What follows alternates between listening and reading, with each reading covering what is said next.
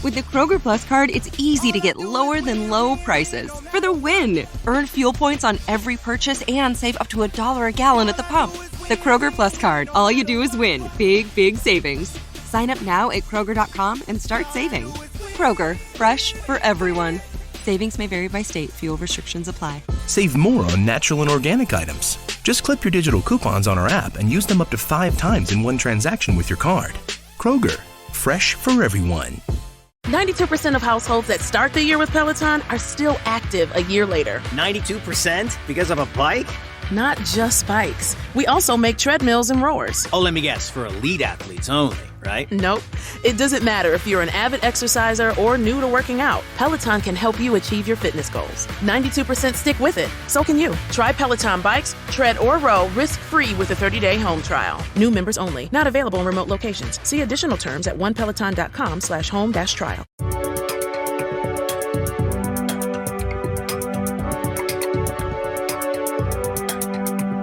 Hi, welcome everyone. Happy Thursday night to everybody. Oh no, I guess I shouldn't say that. He always yells at me when I do this kinds of. Well, no, he doesn't always yell at me. Anyway. Hi, Lexi. Hello. Good evening. And tonight we also have my dear friend Amy joining us. You say hello. Hello, everyone. And you want to tell us a little bit about yourself? Sure. Maybe why you're here. Amy, I am a friend of Katrina's from Cohasset, Massachusetts. And if that rings any bells, I live exactly, because I mapped it for Katrina yesterday, 2.3 miles from the How much is that again? 2.3 miles, 6 minutes. 2.3 miles.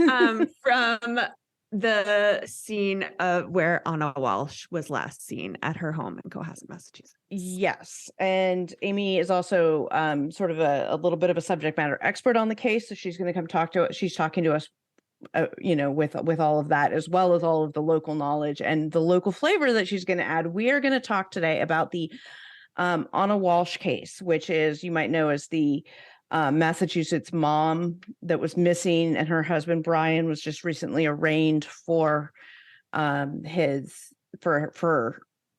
murder. They do not have the body. They have not found her, but they have found significant amounts of evidence. He was arraigned just the other day. And during that arraignment, there was all of the probable cause for his arrest was read out by the prosecutor. And it's insane. And there's so much stuff in here. So we're going to go over all of that. We're going to get you all up to speed. Who is Ana Walshe? Who is Brian? Brian was already in jail when they arrested him. Why was he already in jail? Because he had this part in this art heist thing, some fraudulent art scheme. So we've got that whole background. This story is bananas, and we are only scratching the surface. So we're here to bring it to you. So we're going to start with Amy. Tell us, who is Ana Walshe? So interestingly enough, Ana Walshe is really kind of a mystery, despite the fact that she moved to Cohasset, Massachusetts in 2020 in the middle of the pandemic.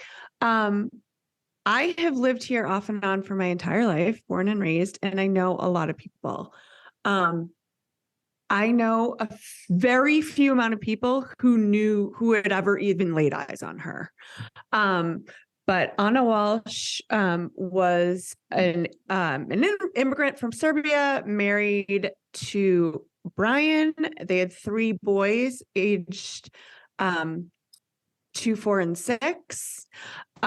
She most recently took a job working full-time for a real estate company in Washington, D.C., where she was commuting back and forth. Can we just say commuting back and forth from Massachusetts to DC? I mean, Lexi and I both live here in the area. Yeah, she's got to be making great money if she's doing that.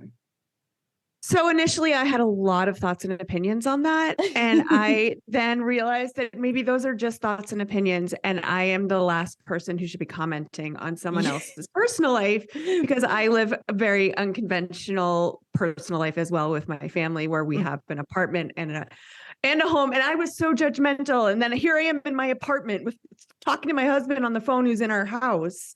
We're both watching on different TVs. And I'm like, who am I to judge this situation? So you kind of never know what's going on. And once you dig deeper into what's going on with him, the story starts to form. It makes sense about why she's not wanting to spend the week with him. Okay. Well, and I would say I've been living under a rock. So this is like, I've seen it, but I don't know all the details. So I'm really excited to hear everything that you guys have, So yeah, essentially she immigrated to this country, first of all, and went to Cornell School of Management and started off in the hotel industry and worked her way up there and ended up meeting Brian in Lenox, Massachusetts when she was working at a hotel there. But she recently, as early as 2020 or as recently as 2020, moved into the real estate space and then took a pretty good job, I guess, with a company in DC and was commuting, which didn't really make sense until you learn all the backstory of he doesn't have a job and he is on house arrest and he's being indicted on a federal crime, which is a whole story when we get into him. Which is completely unrelated to totally unrelated to this, although maybe it is a little bit related because it's all kind of obviously tied together. And so he's the common denominator. From her social media, she appears, she's a beautiful woman who appears to be a phenomenal employee, friend. It sounds like she's got a great life, a great job, very well respected, and just an interesting setup, unconventional life where she's commuting to DC for work and leaving her 3 children and her husband behind to go to school and live here in Massachusetts. She recently sold their family home that closed mid-March. And that was in Cohasset as well? In Cohasset.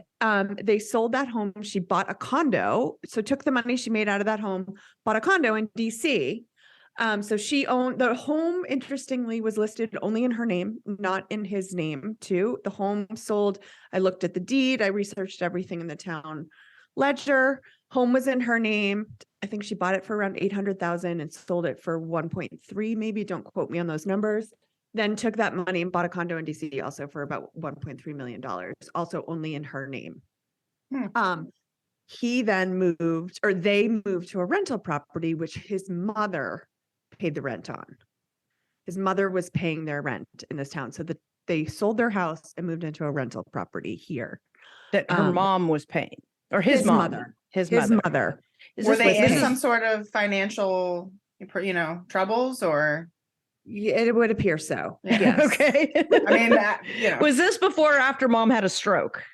This was kind of all around the same time. Okay. Got it. Okay. That seemed like, so we'll back up a little bit just to fill in the details. There's so many different details to this, but back in, was it 2018, he got in a little trouble for some art fraud. And this is the beginning of when you kind of dig into him. When I saw my wife is missing all over Facebook, the first thing I did was I read through her profile, found the name of her husband, Googled him, and I was like, oh boy, this is going to get interesting. And then you went down the rabbit hole. And the first thing that comes up is that he has been indicted on federal crimes for art theft.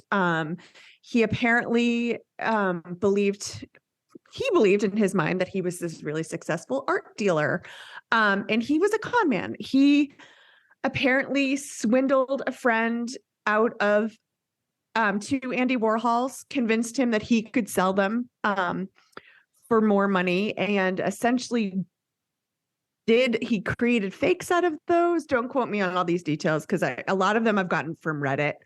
Who knows all, the truth. So we don't know. We don't know. The story is generally some of these details, they're not independently confirmed yet. We haven't, correct. It's really early. So there were a couple different things that happened with the Warhols. And essentially he tried to sell them to a Warhol gallery in California. on eBay. Then he took the deal off of eBay and said, let's, avoid the eBay fees. I'm going to sell we agreed on 100 grand, but let's sell them for 80 and we'll avoid the fees. I don't know, 20 grand in fees to eBay seems pretty high. So already red flag. But the gallery in California got the pieces and realizes that they were not originals, that where they anticipated that they would have the stamp on them. When they pulled back the frames, they realized they had gotten conned and they were fakes. Also, he never paid his friend for those Warhols. He sold them to 2 different people. There was just a lot of fraud and conning going on there. And when you dig deeper into his background, it seems to be a consistent story. I don't know that he's ever really had a true job. If you looked on his LinkedIn, his most recent jobs are kind of dead ends. There's no websites. They're not really companies. It's kind of like he's self-employed and he's a life coach, which is all a bunch of hot air thing. Yeah, the life coach. Life coach, right? Content creator, like. God, with really no paper trail. Or the whole art story. I realize that this is a whole separate trail. But like, there's so much about the art story that fascinates me because it's like, well, did the gallery not do their due diligence on like the provenance of the pieces and like all of that? When they got the pieces, they found things that were made it indicate, were very clearly indicative of the not being originals. Like, how did this transaction happen if they're a legitimate deal? Like, well, not only that, but how did he think he was going to get away with it? That's my thing. I guess he's a sociopath. And so apparently he has been, and this is all Reddit, my Reddit research, he has been at one point was institutionalized and diagnosed as a sociopath.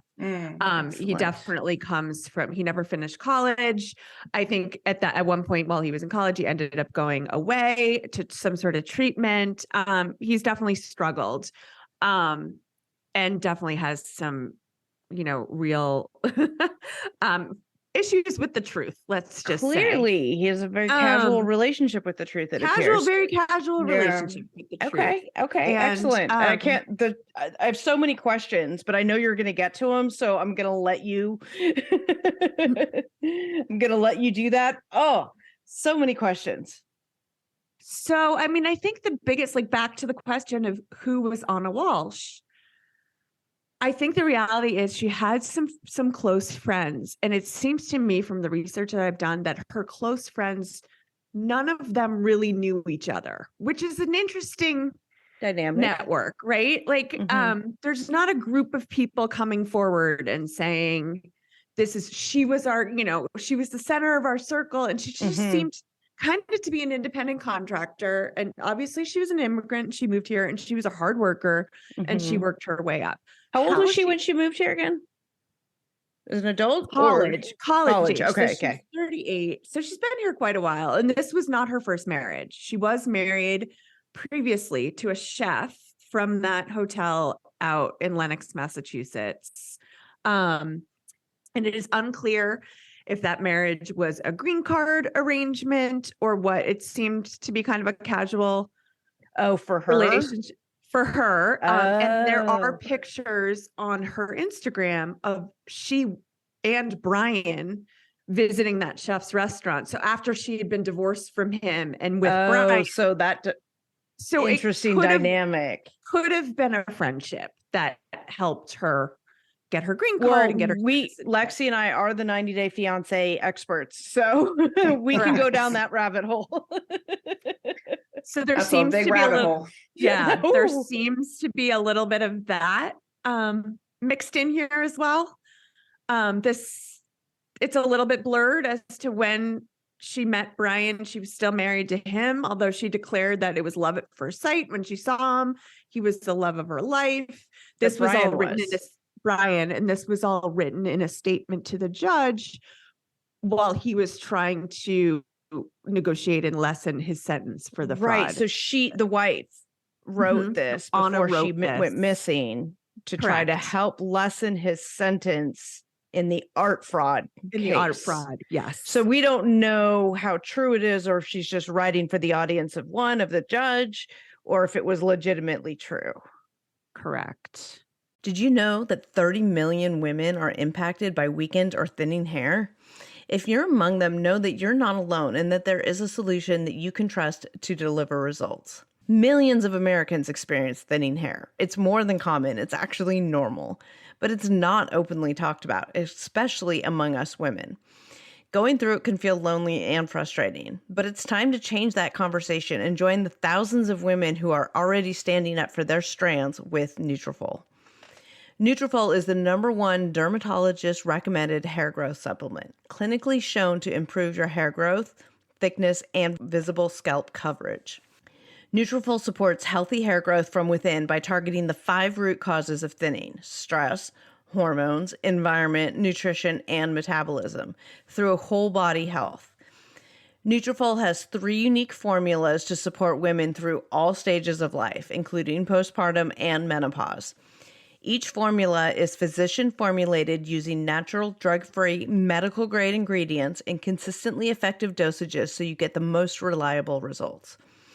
In a clinical study, 86% of women reported improved hair growth after 6 months. Over 3,000 top doctors and stylists have recommended Nutrafol as an effective and high-quality solution for healthier hair. You can grow thicker, healthier hair and support our show by going to Nutrafol.com and entering the promo code FRAUD to save $15 off your first month's subscription. This is their best offer anywhere, and it's only available to U.S. customers for a limited time. Plus, free shipping on every order. Get $15 off at Nutrafol.com, spelled Nutrafol.com, promo code FRAUD. Yeah, to answer your question, I don't know anyone who knew her. I do have a friend that lived next door and never saw her, never met her. Knew Brian from the bus stop. Yeah, I was going to say, but in contrast, they did know Brian. Brian was the bus stop dad. From what I had heard, they never had a nanny. Brian was this caretaker for those kids, and his mother helped as well. He was at the bus stop. He was the one that was around. He was the one that would call babysitters. I had heard, another friend said to me, who also lived in that neighborhood, said that, they had run into him at the bus stop and he was like, "Oh, I'm going to call your kids to babysit." But then she never heard from him. This house, is this the house that they recently sold, or is this the rental house with mom? The house that they recently sold. Okay. Can you tell me what this neighborhood is like? Is it is it big fancy, or is it like middle class, or is it like upper middle class? Like, what are we looking? What kind of neighborhood? Jerusalem Road in Cohasset, Massachusetts is, Millionaire Mile. So it's it's all on the ocean. It's one beautiful house after the next. They lived they renovated it. They kind of flipped it. But it was a 3-bedroom ranch that in the midst of all of this. And so they bought it for like $800,000. All the houses around it are at least $2, $3, $4, $5 million homes. Okay. So definitely a great investment. Buy the worst house in the block and, flip it, turn it around, make it. Got it. No, definitely high end. Okay. Every time you pull out of wherever you live on that street, you're just confronted with a beautiful coastal rocky seashore, lighthouse out in the distance. I mean, it's gorgeous. I always wonder what you can tell about a murderer or suspect or something from where they live, because especially with somebody like this, who, as we're starting to learn, kind of put on a front for people, as this Supreme Art dealer and all this stuff, but he really wasn't. Like this, are they putting, this putting on this front? Are they trying to be somebody there? Is he trying to be somebody he's not? Like, was it her decision? Did she want to be there? What was the dynamic? And these are questions, of course, I don't know that we're ever going to get answered, but what was the dynamic between them? Was the house in Millionaire Mile to flip it? Like, was it her idea because she's in real estate? Oh, let's flip it. That's a good investment because, hey, yeah, good investment. Or was it him trying to keep up with the Joneses? And, was there underlying financial issues that they really couldn't afford it? It's just, that fascinates me. fascinating. And if you look at through her Instagram, there's definitely an image of wealth that's been portrayed. Okay.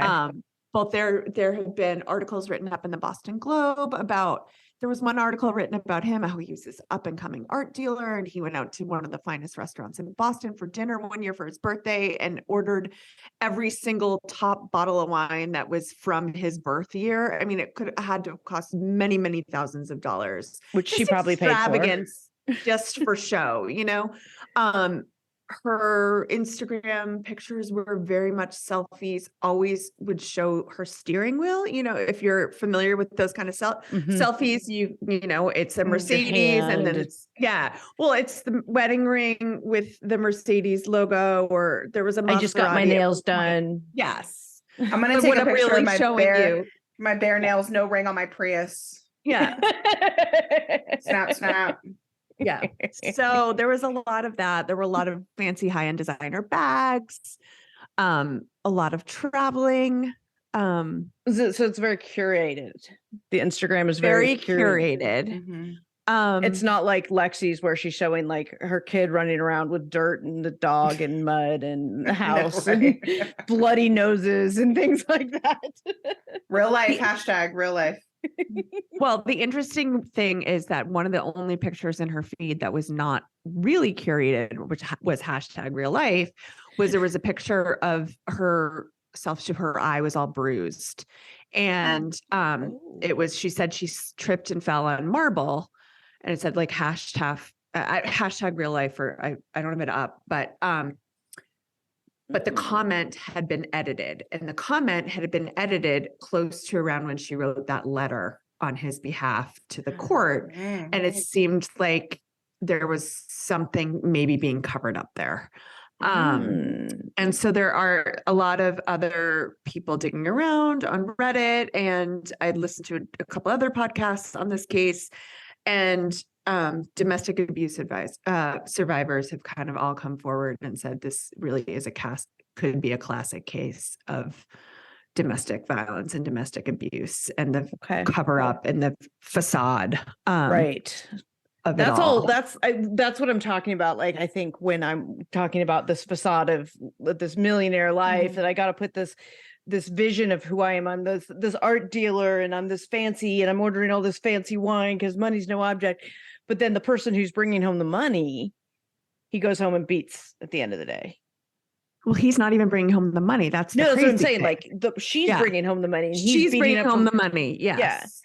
So she's paying, and well, again, this is not fact, you guys. We're speculating based on the information that's out there. Well, all I know is like the little bit I saw of him walking out of, I think it was the court. I don't know where he was, but he was walking. He had like a smile on his face, a smirk. Walking at the police station. Yeah, and he had this like overall persona of like this I could tell right away, just a very narcissistic, egotistical, holier than thou, like kind of persona. Thinks he's smarter than everybody else. Absolutely, yeah. And that was before he was arrested or anything. Or I guess he was just arrested at that point only for giving false information. Oh, right. Information, or impeding the investigation or whatever, because he didn't. So they were holding him with that while they were finishing up their investigation to then be able to. Well, let's get into that then. So we're there, like the timeline of this, right? So because he was arrested initially after he was already dealing with this art fraud, unrelated art fraud. They arrested him for impeding the investigation because he gave false information to the police. And this thus starts our timeline. So the timeline starts, essentially, it's not until January 4th that anyone reports her missing. And the Cohasset Police Department did in their initial press conference say that both Brian and her company in Washington, D.C. reported her missing on the 4th. When you look back into the police logs, it was not Brian who reported her missing. It was her company in D.C. called the Cohasset Police to have them do a wellness check on her. Because she didn't show up to work. Shown up to work, and they did a wellness check on her condo in D.C. Her car was in the driveway. No one was home. And she never got on that plane. They found that too, right? Correct. And she was supposed to fly on the 3rd. And I don't think they'd even done that far. They'd gone that far. They just wanted to see if she was at home. Hadn't heard from Brian. So that's the 4th. Then on the 5th, it kind of hits Facebook and they put out like a missing person alert on the 5th. And the story is that she was supposed to leave early in the morning to catch a 6 a.m. flight to Washington, D.C. And she left in some sort of ride share. And now they've confirmed that she did get into the ride share. No. So that was the whole thing. So the police said, well, sometimes even people who drive Uber and Lyft have frequent customers, and sometimes those negotiations are made behind the scenes, not through the app. So it's Uber, Lyft, rideshares had no trace of it. But at that point, they were kind of giving it the benefit of the doubt, saying, well, maybe she contacted a driver separately and did a private negotiation, although there was no footage of any car coming to pick her up. There was like, she disappeared into thin air. And they kept saying in the press release on that day, a family member saw her before she left at 4:30 in the morning. Who's a family member? Correct. And the police, the police, they said, well, who saw her? Brian? And they kept saying a family member. Okay. That has not been clarified at this they have point. not, they're withholding that information. That's interesting. Correct. That is interesting because there's the cops are specifically withholding specific information for a reason. Correct. Yeah. They're not releasing that. That's so that was the first press release. And somebody saw her at 4:30 a.m. at her condo. Correct. And so the interesting thing is, so I'm in a town of 7,000 people.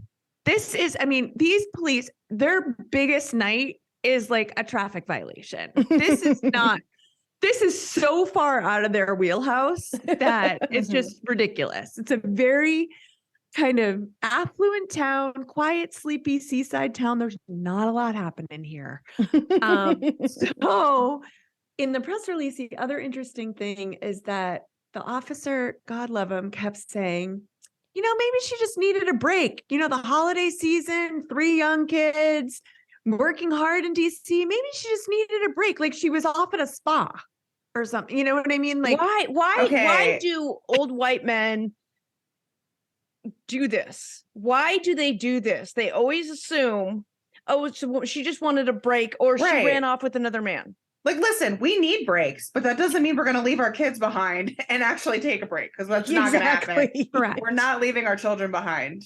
It's not happening. So that was kind of crazy. The other thing they disclosed was that her initial flight was not until the 3rd.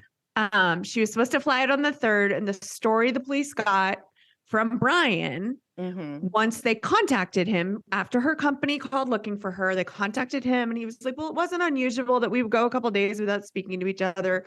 We were both busy, but she was initially supposed to fly out on the 3rd. She told me on New Year's Eve that she needed to go early. There was a work emergency, which doesn't add up because she's a property manager. And if there's a work emergency, why do you need the one person who lives in Boston to come fix a plumbing issue or whatever it is? Whatever the issue was. Boots on the ground in DC. It just that doesn't really add up. Yeah. So there was no flight booked. They checked with all the airlines. There was no Ana Walshe that flew out on the 1st. So that was the first.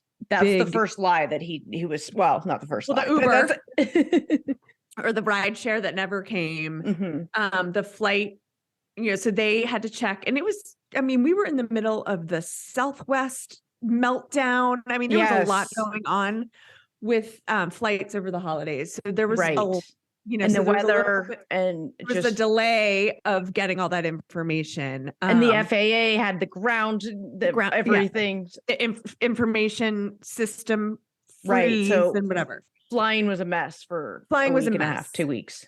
So that information was took longer than they had hoped to get that information back. But the other crazy thing is, like, who leaves at 4 a.m. on New Year's Day to go to the airport without rebooking your flight. Like, we all have the Delta app. It takes 2 seconds to change a flight. Like, you wouldn't get in a car to go to the airport having not just quickly put yourself on another flight. So she was scheduled to fly on the 3rd, but he's saying, oh, she had to fly on the 1st because it was some work emergency. Correct. And they were able to find that her name was booked. She did have a booking on the 3rd, or no? She did have a booking on the 3rd. It was never changed to the 1st. It was never changed to the 1st. Never. So the other thing about that night, for the timeline, is that they did have a friend over for a 5-course meal that Brian cooked and served. It was their friend named Jem, who is also in real estate, who apparently had met Brian at some like self-help seminar or something. Oh, that's a whole new angle. He's a life coach. He's a life coach, Katrina. Oh, that's right. That's right. That's right. He's not going there to get help. He's trying to give help. Well, I don't know. Maybe he was giving and receiving. Who knows? That whole world. This guy's already creep radar. Yeah. 100%. So the friend was at dinner. The friend left sometime between 1 and 1:30 in the morning. The friend did confirm that he had been there. As far as he knew, that Ana was leaving for DC in the morning. So this was New Year's Eve to New Year's Day. New Year's Eve into New Year's Day. Okay, gotcha. So yeah. So at this point, the Cohasset police are in charge of the investigation. They think she's off maybe at a spa, or maybe, who knows? She just needed a break. Mm-hmm. But the good news is that they turned it around pretty quickly. I think the minute they saw him smirk coming out of that, the officer did say today, I heard an interview with him. He said, when we saw his smirk coming out of our station, we knew, like, that was just full court press to like figure this thing out. Like, there was no denying. Like, he just makes the the hair on the back of your neck stand up, and just through the TV screen he does. Yep. Okay, so then the police are starting to think, okay, wait, maybe she's not at a spa. Correct. And then, so at this point, so our town is really small. It's like 6 miles start to like end to end. So it's not big. And, the next crazy thing is this is on Friday. The house that they just sold on March 17th, I think they closed, 2022, is on fire. She's missing, and the house they just sold is on fire. Up in flames. Oh, so could be burning evidence. Correct. So at this point, I watch point, way too much. It's true crime, right? Well, the armchair detectives all over Reddit they're convinced she's a Serbian spy, and she fled the country with a different passport. Obviously, there's no trace of her. She's a spy. She left with a different passport. So that's the running theory right now. Oh, it's nuts. But the house goes up in flames, which turned out to be an absolute and utter coincidence, but the creepiest and weirdest thing ever. And so all that day, I'm getting texts. So I'm getting texts from people that are like, oh my gosh, the FBI is in my friend's backyard. My friend's backyard backs up to the house that they're renting. And there are agents everywhere combing the woods. And like, this is nuts. There are dogs everywhere. And then like, oh my God, their former house is on fire. Like, what? This is the craziest. What is happening? Police, news, reporters everywhere, cameras in everyone's face. I mean, it was really nuts. You could not move in this town without a camera in your face. So that was interesting, but turned out to be a big nothing burger, like an absolute coincidence. Did they say what was the cause of the fire, or why there had been an electrical, something to do with the gas fireplace malfunctioning, and it caused a fire in the attic. And that poor young family lost almost everything in that fire, and it just happened. The family who bought the house. Yeah. So that was insanity. People were trying to connect them. The new I can totally see buyers- why, because I automatically want to connect him too, but I just feel like at this point there's just not enough like actual factual evidence out there yet about that kind of stuff. Maybe it turns out no. I mean, so then some people were like, well, Anna was friends with the wife, the new buyer on Facebook. They must have known each other. Then I thought, it was like, well, I'm friends with the person I bought this house from on Facebook, because you become friendly if you have a nice transaction, and we bought a bunch of stuff from them. Like, I became friendly with her and I'm friends with her on Facebook. So not so weird when you kind of dig it. That doesn't seem weird to me. Yeah, so that was the one of the other crazy things that happened early on, like within the first 24 hours of this investigation. Wow. So the police are then investigating the fires. The fire have anything to do with the disappearance and what's behind? So that was absolutely insane. And then of course, then there's the police are announcing, like, I don't think there's a correlation, and the public is going bananas. Right. Correlation. There has to be a correlation. Turns out there was no correlation. It was absolutely a coincidence. But weird. Definitely Weird as strange. Okay, so at what point do they decide that she's not on the spa vacation and that he in fact may be a suspect? So he is on house arrest. He's got an ankle bracelet. Come to find out, the world has learned, or the country has learned, that not all ankle bracelets have GPS trackers on them. And we've learned that because Brian Walsh's did not have GPS tracking on it, which is what's crazy the point to me. Exactly. What is the point? That's a whole nother argument about these, like, what do you call them? I'm so tired. Oh, Anklet. House arrest.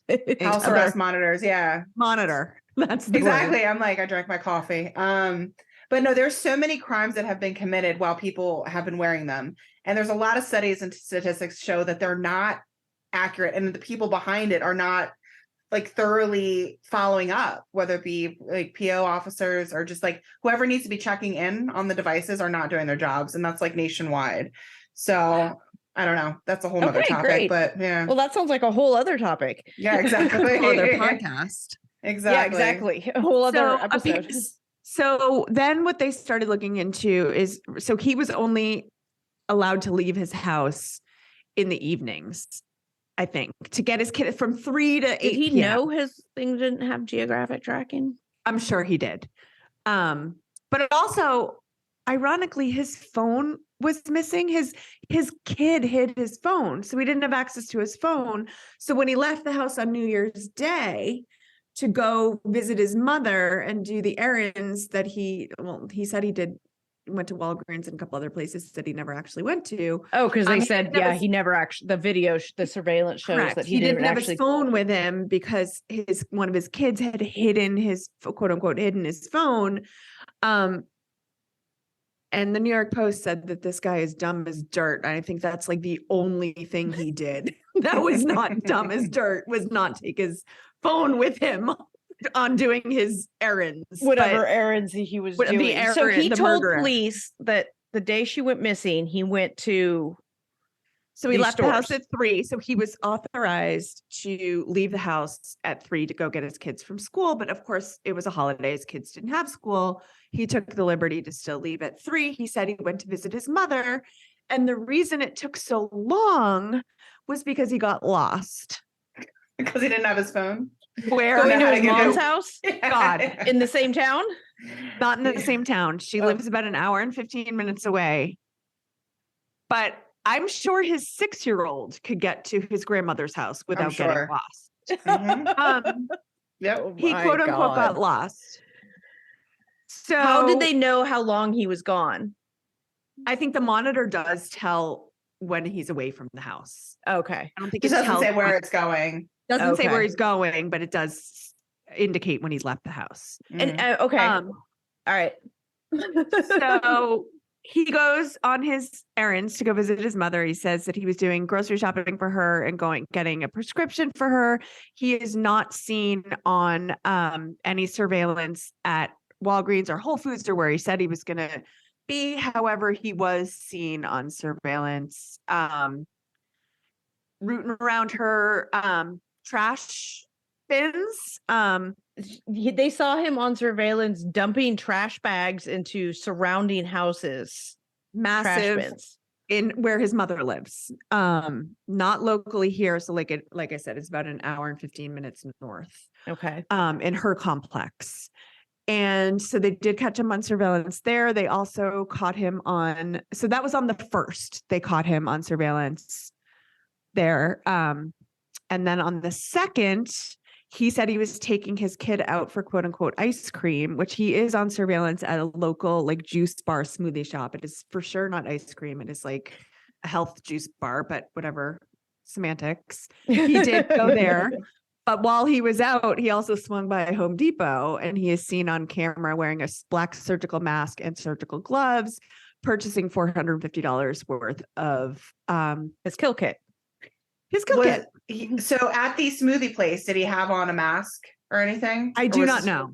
I don't, because that would be interesting if he knew he was buying something bad, so he's going to hide his identity and fingerprints. I didn't know. That is, or was he really scared of COVID? Was it COVID or just being scared of being identified? Yeah, identification. So, okay, yeah. So, and we'll get into what he bought at Home Depot, I guess, whenever it makes sense in your storytelling. So this is the timeline, like as it unfolded to the public from the police, and then we're going to go back and like talk about what really happened. So this is like kind of what he's portraying. Yes. So this is the outward story.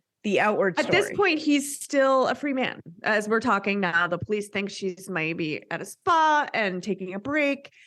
And he's out, catering to his mother and doing her errands and going to Whole Foods and getting his kids smoothies. And so, but the police are scrambling behind doing any of those things. Right. They've got him on surveillance. They are kind of looking all over the place, and they catch him on surveillance. They then realize that he's not. This is where they catch him in the loophole. He's not where he said he was. And they go, okay. And then on the second. So then, and then when they question him about why did it take so long to drive to your mother's house? Well, then he says he got lost. And then he said he went to Walgreens, and he's not at Walgreens. And then they're like, okay, we got something here. So we've got this huge block of time where he's admittedly, now they know he's this big open block of time where he's not where he says he was. We don't know where he is, what he did, but we know at the end of that time, or at some point during this, he was dumping trash bags full of trash in not his mom's trash can, but his mom's neighbor's trash can. Correct. Then they look into where he was on the second. So that's on the first. And then on the second, he says that he's got ice cream for his kid. He was at a juice bar where he was. And then they have him on surveillance at a Home Depot in Rockland, Massachusetts, which is not too far from the juice bar, probably, maybe 4 miles, three or 4 miles from that juice bar. And they also have him on surveillance at other trash like bins, dumpsters, right, in and around those surrounding towns, really kind of spreading it out. And so they catch him on surveillance at Home Depot buying $450 worth of cleaning supplies with cash. $450 worth of cleaning supplies? Worth of cleaning supplies. Wow. In cash. With cash. And what do we want to talk about what he bought now? Or do you want to They did not disclose what he bought. So that's so then they kind of they kept leaving us breadcrumbs, right? Okay. The public is getting breadcrumbs, and they're still talking all the conspiracy theories. So now we know he's got cleaning supplies, and everyone's he's smiled. He's looks creepy. He's buying cleaning supplies, and everyone's like, well, it's always the husband, right? I mean, at this point. And then people are like, but maybe she's a spy, like they're still in the house burned down. And is that just because she's an immigrant? Is that a little like, I don't know. I mean, she was working in Washington, D.C. So I do give them that. So you're okay. So it's not just like this, like, or maybe she worked for the CIA. Who knows? She's got a front where she's commuting to D.C. for this job in commercial real estate, but maybe she's not really doing that. Okay. It was the fair speculation. Okay. All right. More than just the fact that she's an immigrant. Okay. Correct. The DC thing was kind of I guess that I forget about that since we live here, so it's normal. Yeah. Like my grandfather. So now I get it. So then, and then we get to not much happened on the 3rd. And then the 4th is when the company finally calls and does a wellness check on her and she's reported missing. And so for all that time, Brian's had time to figure out what the hell to do. And clean up his evidence and things like that. Clean up his evidence. How old are her boys again?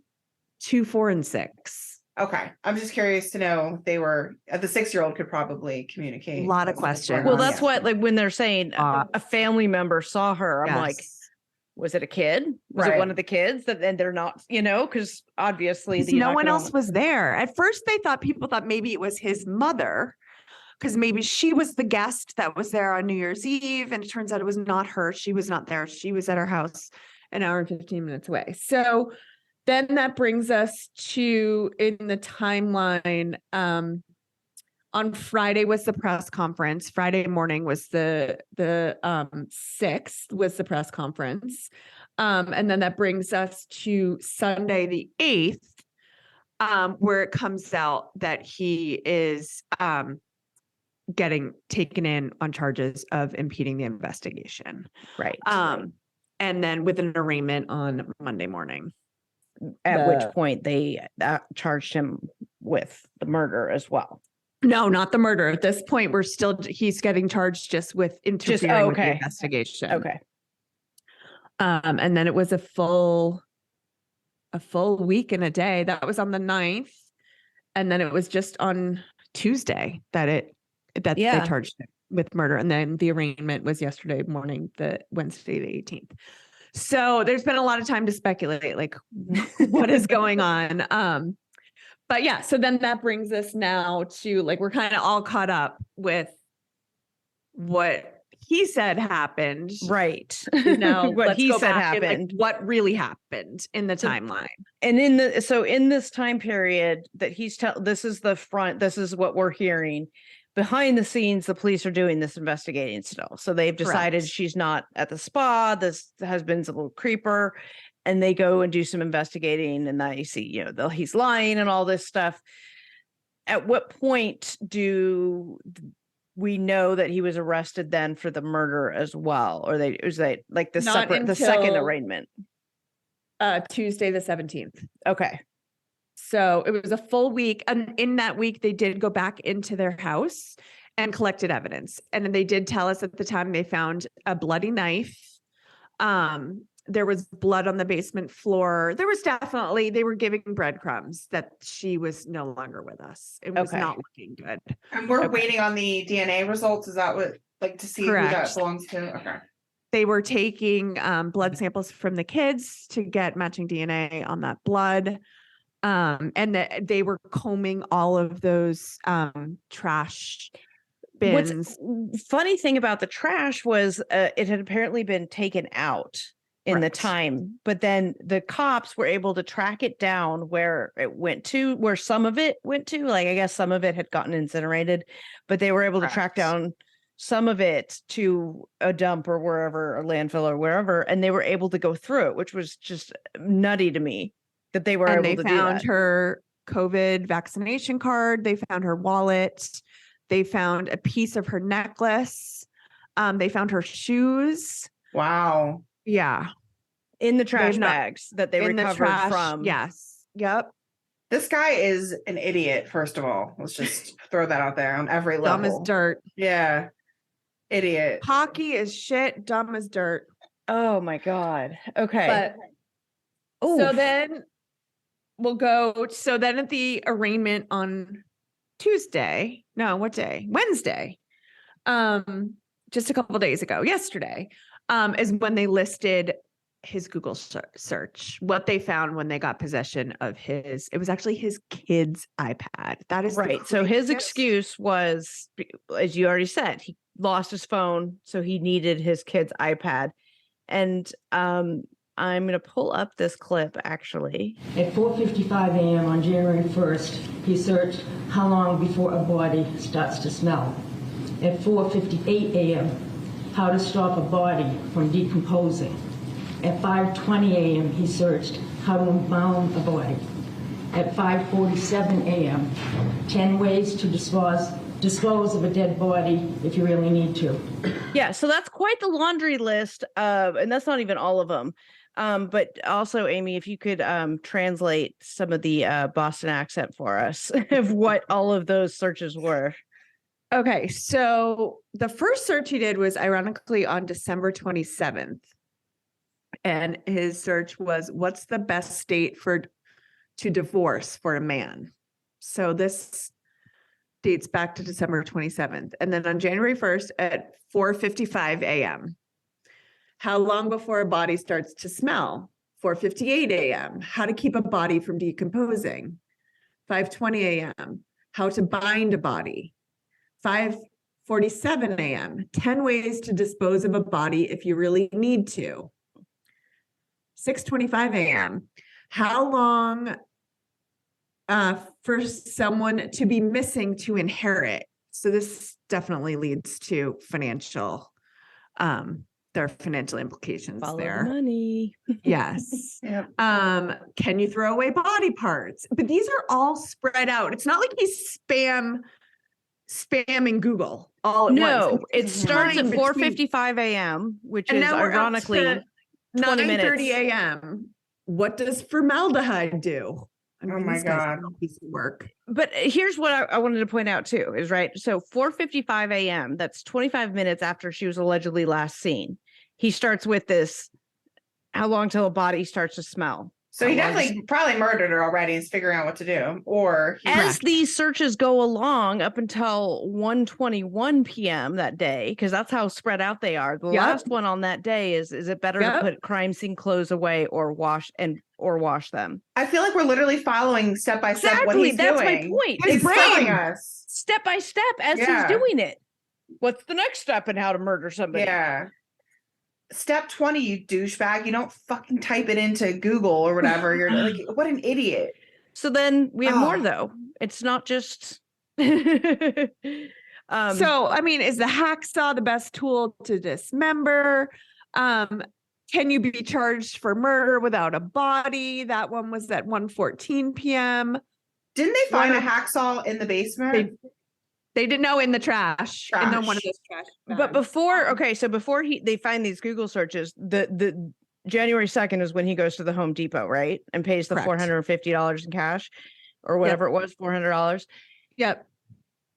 Hacksaw was not one of the things he bought. He must have had a hacksaw. He must have just must had one on hand. Had one already because he bought a hatchet. Oh my He didn't buy God. a hacksaw. Yeah.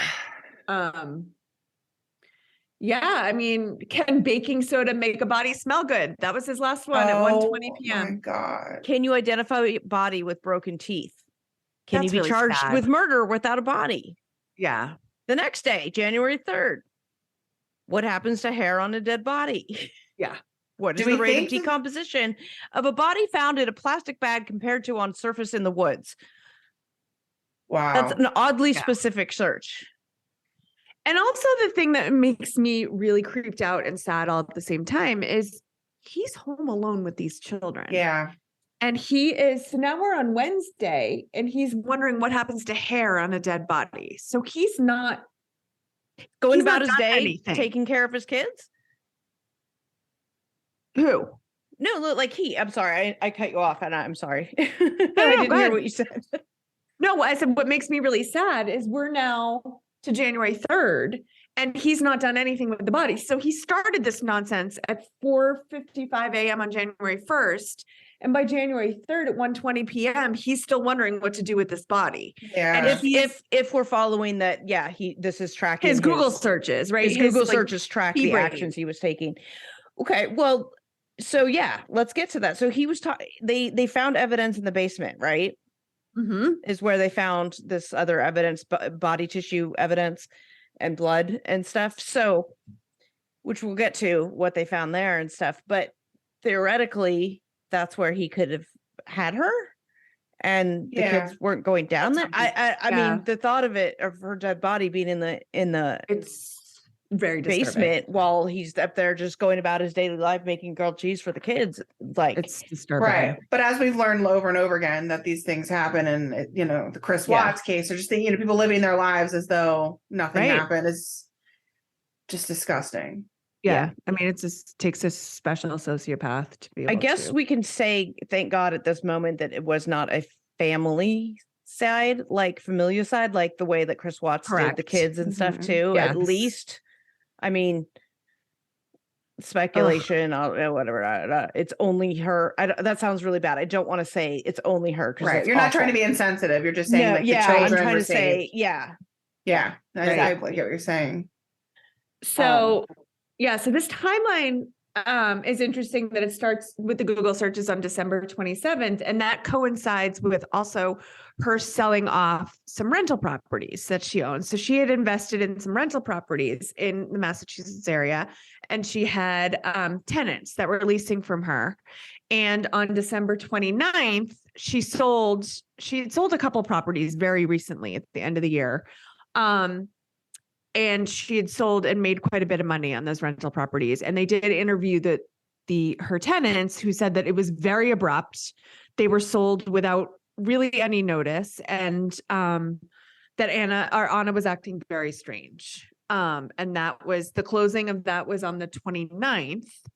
And she did have, I want to say $80,000 to $90,000 that she made on that, like the sale of that particular condo. So it seemed to be that she was getting her ducks in the row to make a move here. It also coincides with, I saw a friend of hers was commenting on Reddit saying, I'm a friend of hers. She had rooms set up for those boys in DC. She was planning on moving the boys here as soon as possible. There's the motive. That's a really interesting theory, and because she had also thought that that whole fraud case was going to be tied up with a bow and that he was going to go to prison. So but she was going to leave him.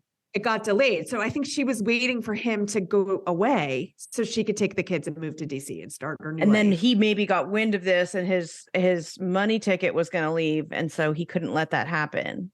Mm-hmm. And his precious male ego, his trial was delayed, and apparently allegedly the friend said on Reddit that Ana wasn't made aware of these delays until mid-December. The delays in the fraud case, the fraud case, that like her ability to move on. Okay, so that's really interesting information about the selling of the condos, the rental properties and stuff. That does, because if it's the spy theory too, theoretically, I guess. Spy theory's out. That was just like an interesting anecdote. Yeah. No, I'm not. I'm not saying she's spy. It sounds like, if there was domestic violence in this situation, which it sounds like there's plausible. Yes. At least superficially, at first, it looks like there's evidence to follow that might be true. She was getting her ducks in a row, selling this stuff, get all her money, get her stuff, and get out. He maybe somehow got word of it and then couldn't let that happen. Right? Yeah, he has no job. He's obviously, in trouble with the art dealing fraud, and he's back into a corner. Yeah. He's back to, he has nothing left. He has nothing to, he can't do anything on his own. The other big piece of this that we haven't discussed is his history. Yeah, let's talk about him. So I've seen learn a little bit more about him. So he's the only child and his parents got divorced when he was quite young, but his father was the chief neurologist at one of the biggest hospitals in Massachusetts, which is a huge job.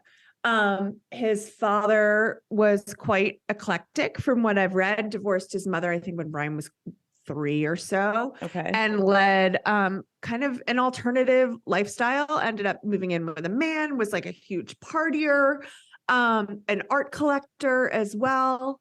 Bought and sold several massive houses, was always traveling, and ended up dying on a trip when he was, I want to say he was in India in 2018. Oh, wow. got sick while he was traveling. And so one of the interesting things, the backstory there is that a while back, his father had lent Brian $500,000 to renovate a house in Lenox, Massachusetts. And Brian did the renovation and flipped the house and never paid his father back. Literally sold the house, closed on the house, and never Just called kept his the money.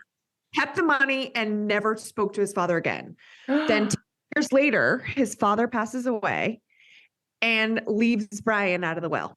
His only son, divorced, leaves Brian out of the will, says, I wish you well in the will, and leaves, I guess, a cousin or someone to be the administrator. Interesting. Well, so Brian kind of goes ballistic and damages the will, I guess, with water. Like somehow that's going to invalidate it. Yeah, I guess. Crazy. I mean, we didn't say he was smart. But then goes in and starts liquidating his father's estate, which contained like really like original art, and sold all, like he had no right to go in and take possession of his father's estate and properties. So that was a whole thing. So he was being brought up on charges for that. I was going to say that his estate couldn't bring an action against him. Correct. So that was a whole thing too. And friends of the father had stepped in when that was going on, to say, yeah, the whole situation was fucked. It was so bizarre. Like he was just seemed to be so money hungry. And I saw his middle school yearbook page. Somebody posted it on Reddit.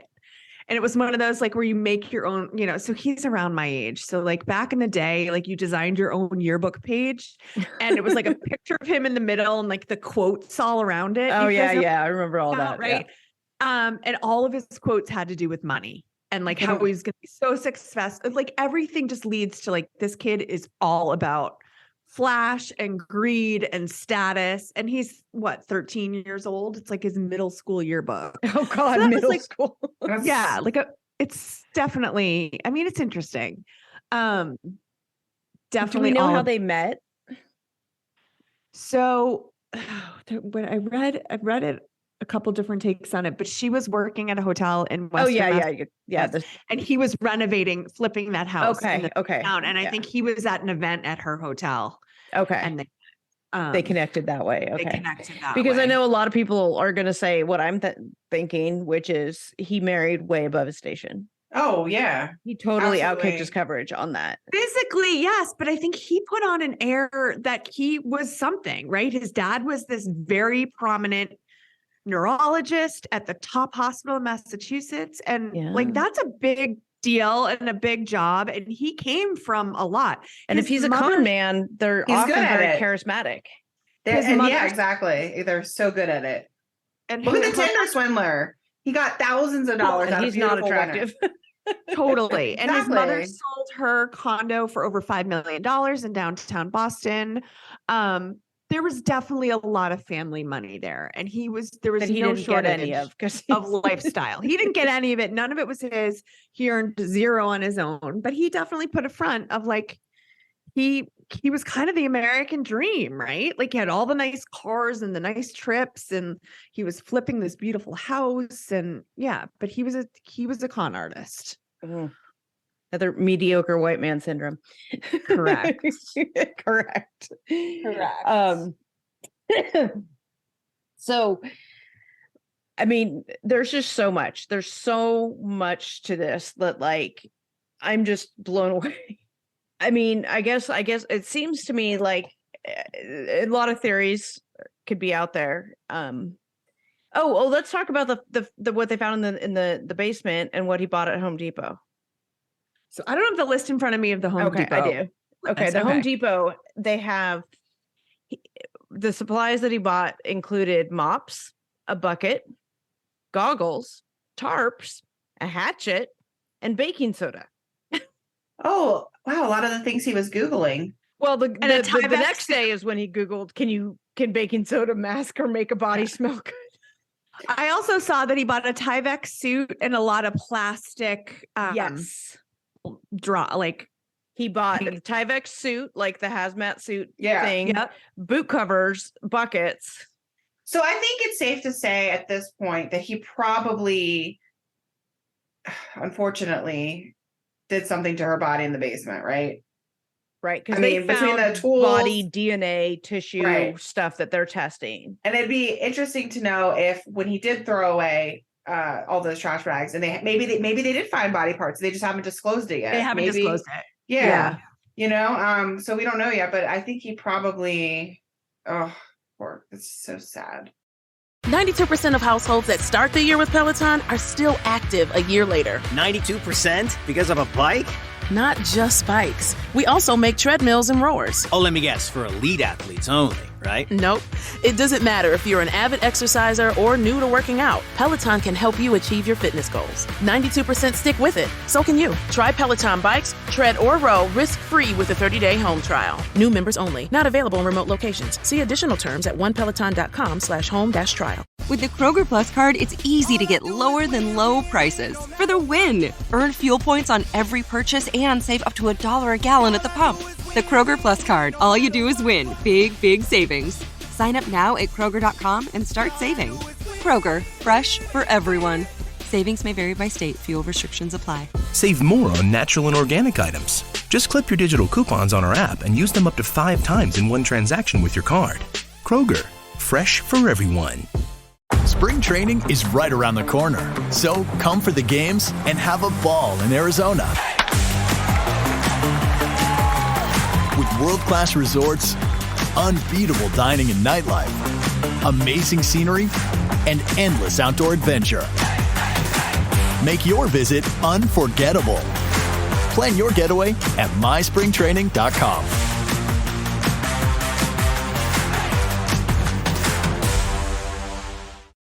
So sad. She was tiny. I mean, she was 5'2" and 115 pounds.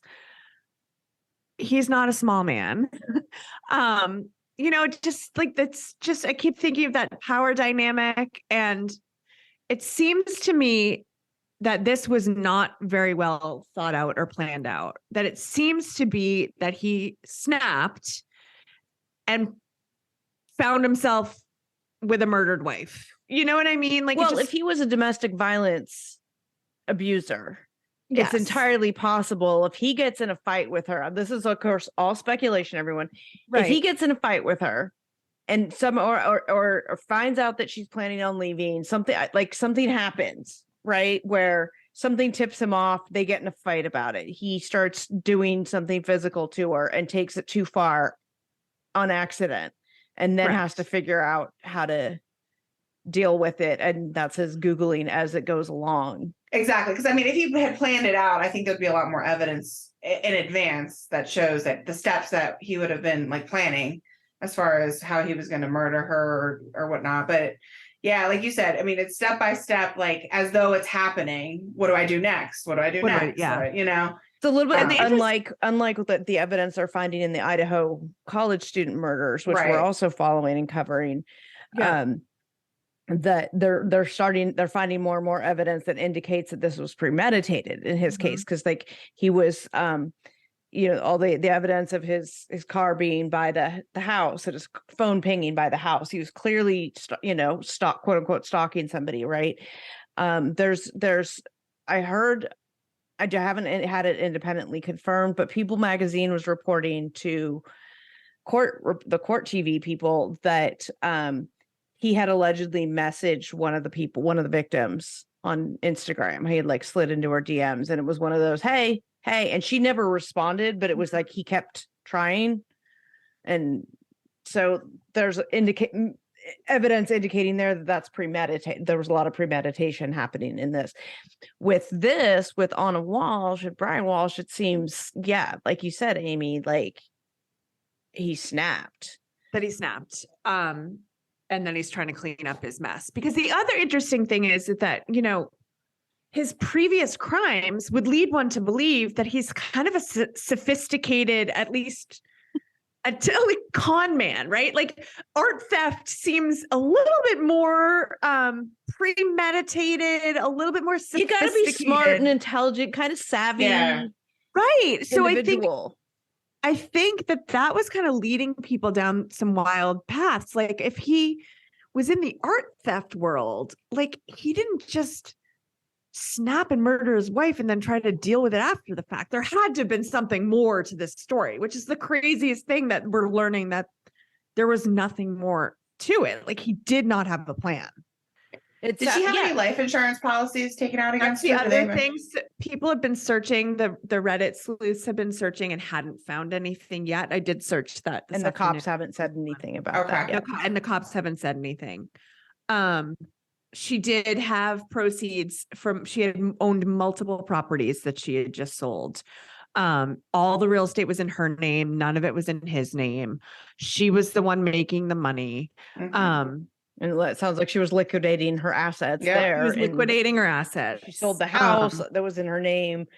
Yeah. Moving to DC.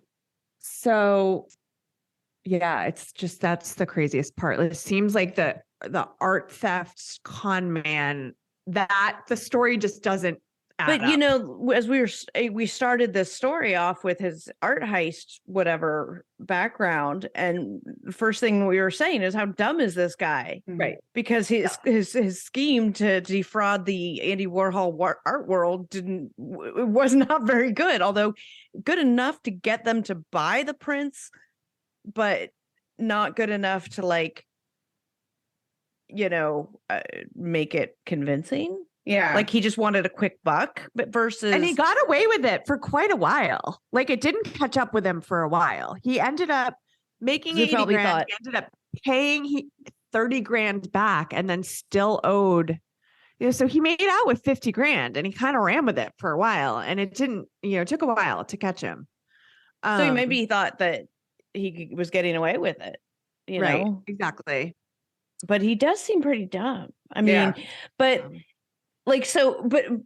so he would have to be very charming and very charismatic to even get partway through these scams that it seems like were a quick buck. He didn't, maybe we'll find out more, but it doesn't seem like it was really as deep or as complicated as other scams that you hear about. Right. So it seems like maybe he's like semi-smart, but he's not all the way smart, like he's got just enough information to think that he knows more than he knows. Right. And he's very charismatic, so he relies on that. Yeah. And obviously that got him through the door. I keep thinking back to his smirk coming out of the police station as he's going to that first arraignment. Mm-hmm. The smirk makes me think that definitely it just makes the hairs on your back of your neck stand up, but it also makes you think, the smirk makes you think that he thinks he's outsmarted. That he's going to get away with this. And then you look at you Google it on your kid's iPad. This is insane. What do you think you're getting away with? Did you really lose your phone or, because he could have. I mean, if this guy is as dumb as a box of rocks, he could have found it under a pillow. What? He found it. It was hidden under a pillow. Oh, okay. So then there's the Reddit sleuth that are there's no way this is the story. He's getting framed. There has to be more to it, right? But I don't think there is. I think it's just Occam's razor, right? The simplest answer, simplest explanation can sometimes be it. And sometimes it isn't any more diabolical than that. If he could have, not for nothing, but if you know someone named Brian, watch yourself, right? Oh, right, because the Idaho guy is Brian Goldberger. Brian Laundrie. I mean, we're on a roll with Brian's here. Oh my God. I'm sorry to all the Brians out there that might be listening, but they're doing your dirty right now. Yeah, I wouldn't be shacking up next to a Brian anytime soon. I mean, I'm not going to anyway. Sleeping with one eye open. Yeah. So Lexi, don't go dating any Bryans. I'm not dating anyone ever. So we're good. Not that you have time between everything that's happening. It's all good.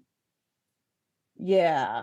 No, all these crimes and all these, criminal shows I've been watching and stuff have actually made me terrified of not just dating, but just going out in the world. I'm with my daughter, I'm always watching. I'm getting gas, I'm watching my back. I mean, we lived through the DC sniper. You had to always watch your back when you're getting gas and everything. And I still do that to this day. The sniper completely terrorized me. And I'm always looking. Is that always why you watching. have Charlie? No, but I just love Charlie. But no, that's not exactly why. But Charlie's her dog. Yeah, he was actually trying to jump during the podcast on the screen. Charlie, I could tell you were looking at him. The struggle was real. Charlie just turned 4 yesterday. He did. 80 pounds of It's him. also named Charlie. I have a Charlie. Oh, it's a good name. Oh, Unlike Brian, I'm just kidding. But Charlie's good. Brian's bad. Right. Note everyone.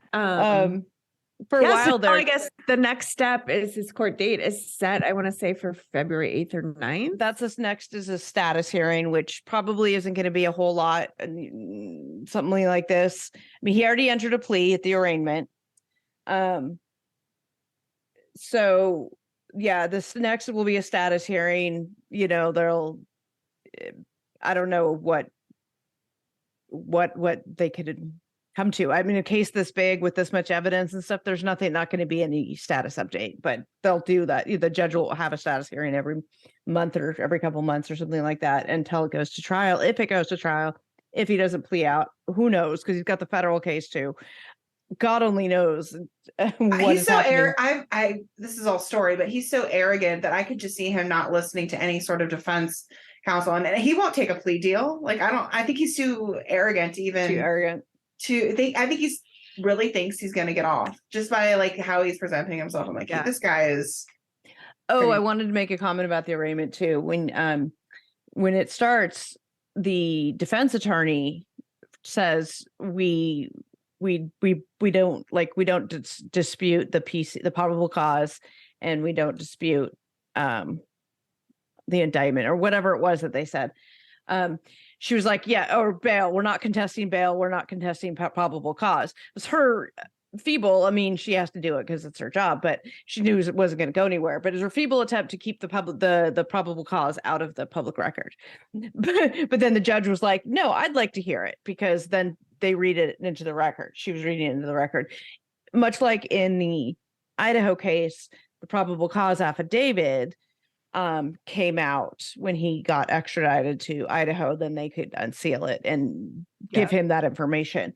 So this is just another way. There's just Cohasset's way of doing this. And how close is this, just for those of us who are geographically challenged and may or may not dislike anything Boston, because fuck the Patriots.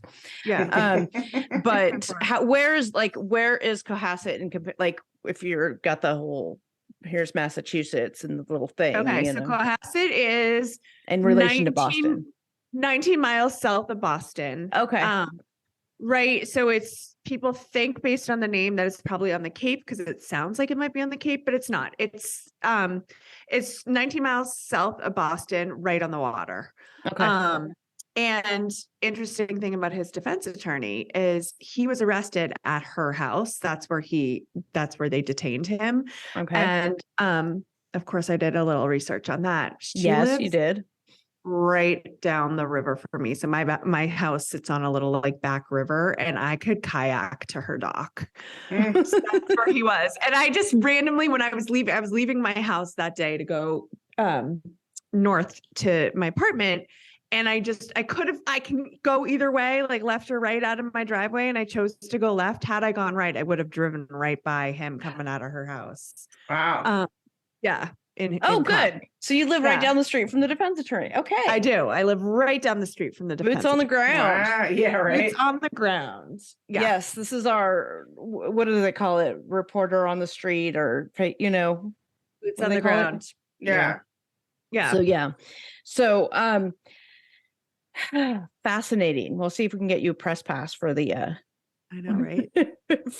get you press credentials for the hearings and stuff. Send you in there. Is there anything else that we need to know about this right now? Like anything else that's out right now? The saddest thing is that the 3 kids are in state custody. No one's come forward. He was an only child. His mother has been sick. Her mother is in Serbia, and she has a sister that lives in Toronto.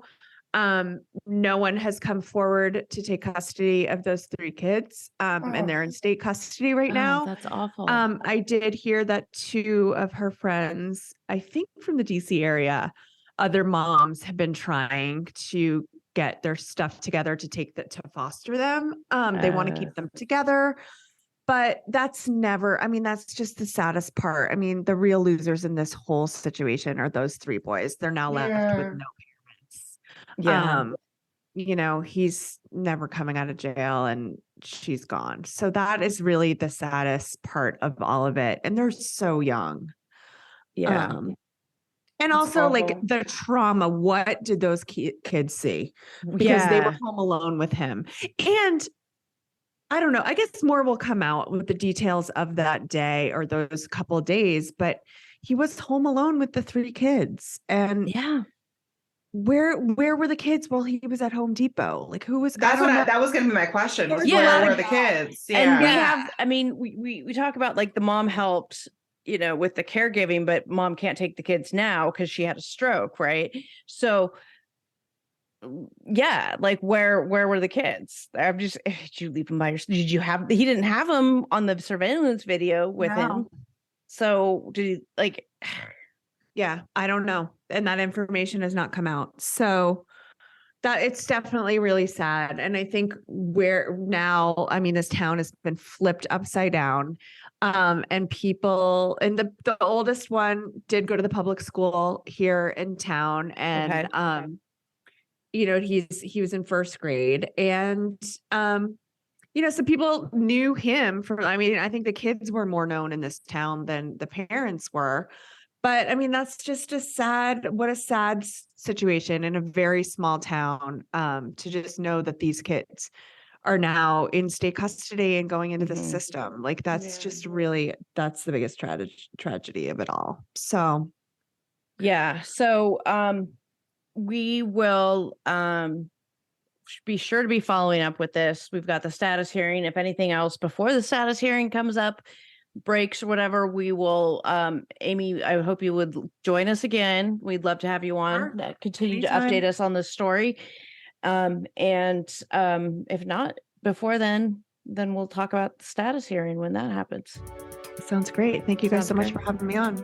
Thanks for joining us. And you guys, thanks for tuning in, and we will be sure to keep you updated. Take care. Bye. Bye.